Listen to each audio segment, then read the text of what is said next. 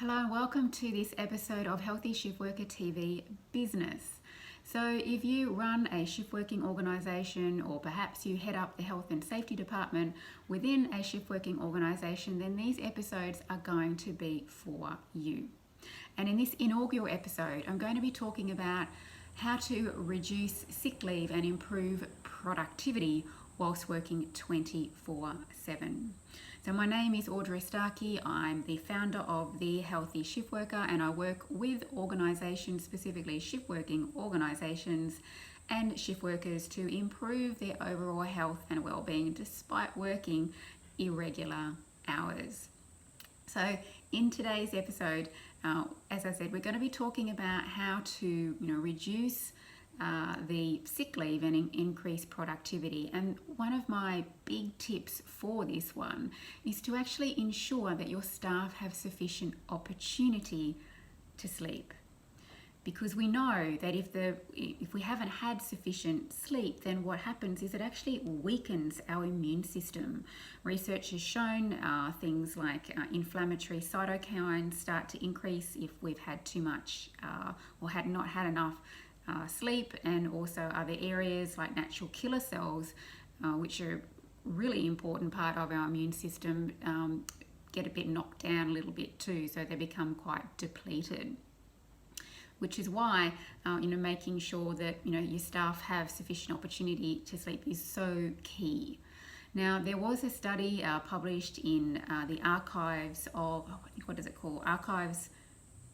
Archives of Internal Medicine, I think it was called, where the researchers got over 150 people, and they actually exposed them to a particular cold, like a common cold.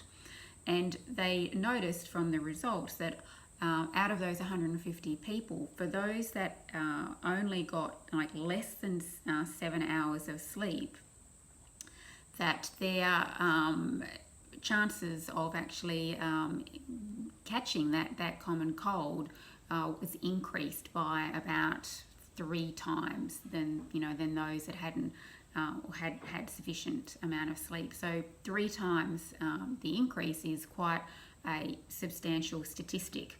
When you're looking at the chances of someone being catching a cold or a flu or a virus or something like that, it's quite high statistics.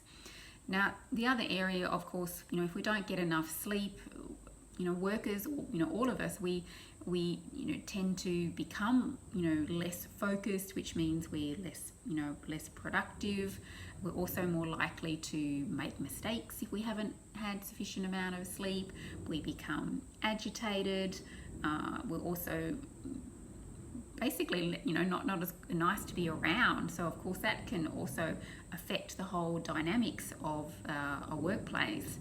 If someone's becoming a little bit more irritable and edgy, then that obviously can have a huge impact on the whole, feel and function of a workplace, for sure.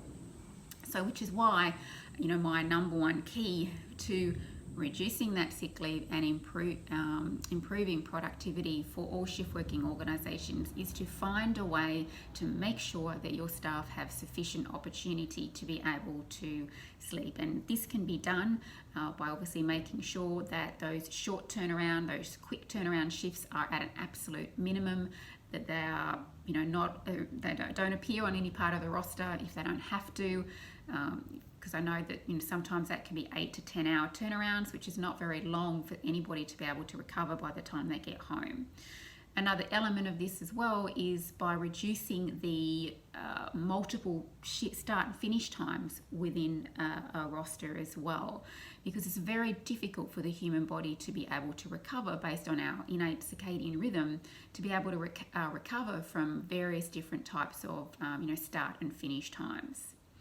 And thirdly, and this kind of wraps up everything, is really to make sure that your staff are armed with the knowledge and understanding about how to take care of their health from a nutrition perspective, from a sleep nutrition perspective, and also other behavioural and lifestyle choices that they might be doing unknowingly, that is affecting their immune system and overall health and well-being. There is this wonderful saying, we don't know what we don't know, so which means we can't fix what we don't know.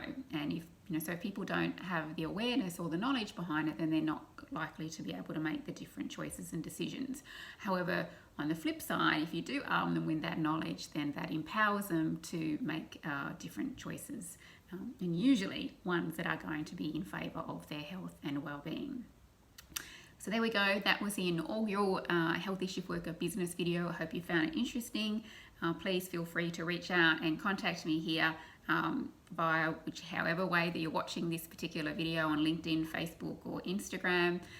Send me a DM, get in contact with me via my website, healthyshiftworker.com, whatever is easier for you. I run Healthy Shift Worker seminars for organisations all around Australia, and it's something that I'm very passionate to do, so very much enjoy doing. All right, I'll talk to you next week. Bye.